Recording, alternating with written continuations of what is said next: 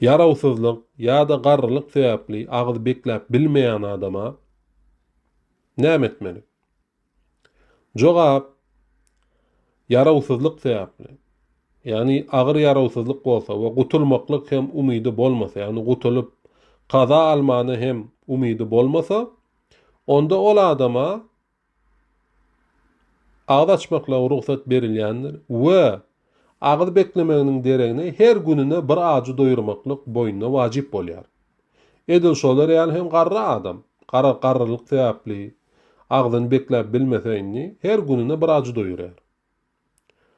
Bu arada İbn Abbas'tan rivayet edilýär. Yani İbn Abbas Allah'ın razı bolsun, garry adam egerde garrylyk sebäpli agyzyny bekläp bilmese, agyzyny açýar we her gününe bir miskini doýurýar diýip näme rivayet edýär.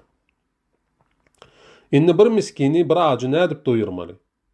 Sen her gününe bir ajy nahar berseň hem bolýar, ýa-da 30 sanak ajy ýygnap 30 gününkini 30 ajy bir gerekde doýursaň hem bolýar.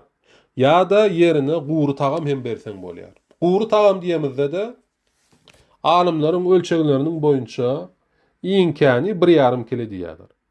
Şonuň üçin her gününe 1,5 kilo guru tagam, yani tuwi, mäş, greçka, makaron, şolar ýaly tagamlar bilen näme berseň bolýar. Mysal üçin bir adam 30 gün agyz beklemedi, yarawsyzlyk ýa-da garrylyk sebäpli bir halta tuw alyp berse, yani 30 gününe 1,5 kilodan hasaplasa 45 kilo bolýar. 45 kilo tuwyny getirip bir garip miskine ya garip bir maşgala berse, şol boýnundan gaçýanlar, şol yeterlikdir.